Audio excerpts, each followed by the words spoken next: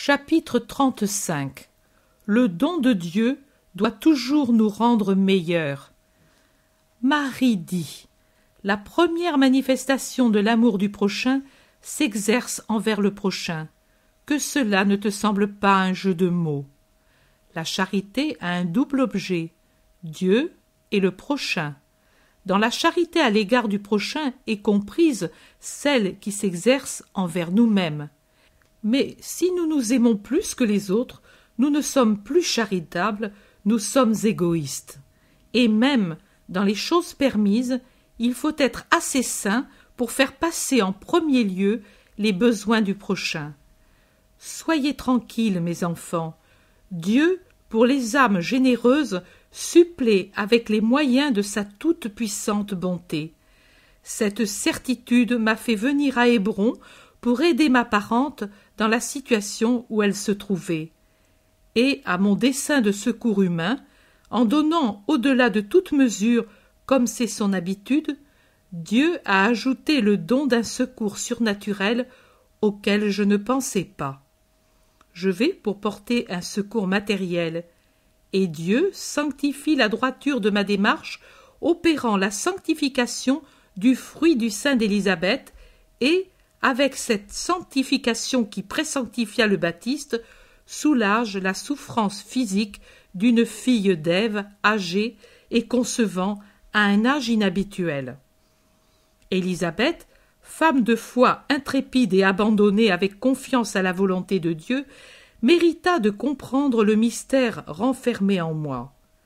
L'Esprit lui parla par le bondissement de l'enfant en son sein. Le Baptiste a prononcé son premier discours d'annonciateur du Verbe à travers les voiles des veines et de la chair qui à la fois le séparaient de sa sainte mère et en même temps l'unissaient à elle. Et je ne refuse pas de dire, à elle qui en est digne et à qui la lumière se révèle, ma qualité de mère du Seigneur.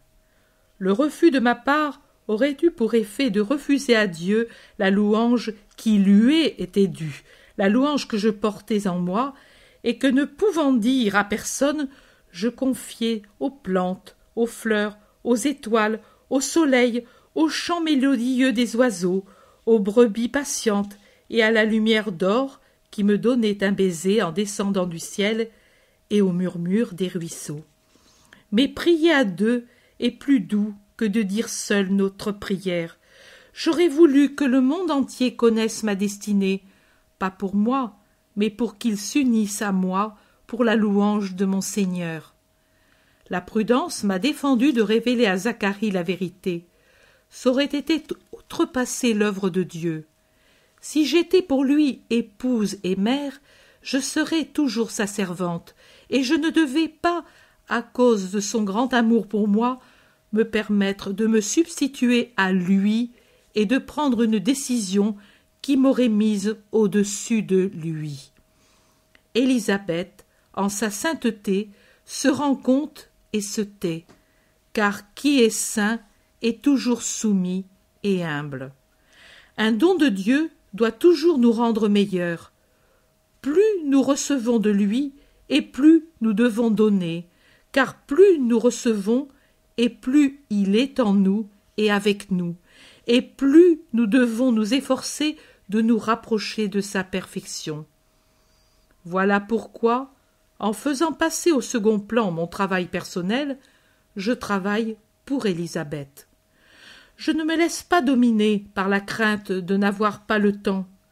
Dieu est le maître du temps.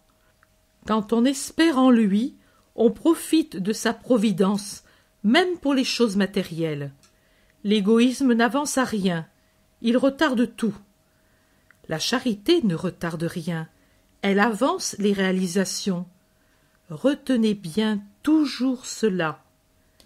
Quelle paix dans la maison d'Élisabeth! Si je n'avais pas eu la pensée de Joseph et celle de mon enfant qui devait racheter le monde, j'aurais été heureuse. Mais déjà la croix projetait son ombre sur ma vie, et comme une sonnerie funèbre, j'entendais la voix des prophètes.